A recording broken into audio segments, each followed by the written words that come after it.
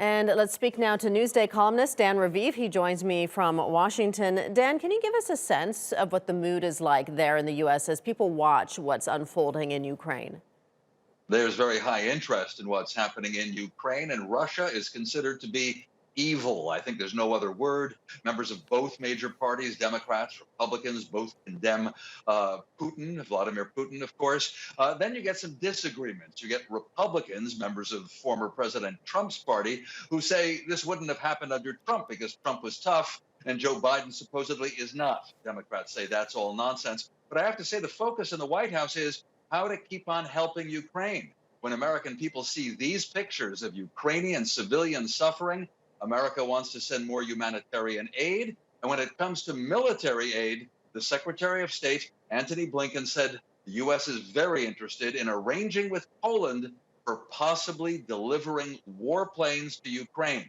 That's right, those would be Russian-made planes that Poland, a NATO member, has, and they would somehow be delivered to the Ukrainian Air Force, and the U.S. would make it up to Poland with new planes. That's kind of stepping in militarily, but of course without any clashes between Americans and Russia. Rachel.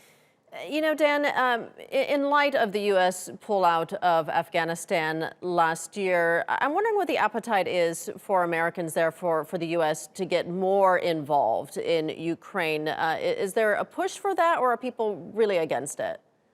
Everything short of sending U.S. troops. That's the thing that Americans don't want after everything that happened since 9/11, back in the year 2001, wars in Iraq and Afghanistan. And no, Americans don't want to send troops. But it's very impressive. Certainly all experts are saying it on the American media that President Biden has gotten the NATO alliance to stand united against Russia and to do something together. But again, not combat. One other thing, by the way, U.S. officials now say they'd like to find a way to cut all oil and natural gas exports from Russia.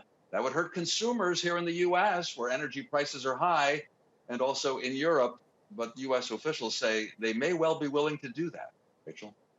You know, Dan, you mentioned that there is generally broad bipartisan support on the side of Ukraine in all of this. What I'm wondering is, it's an election year there in the U.S., and the Democrats really have been struggling in the polls.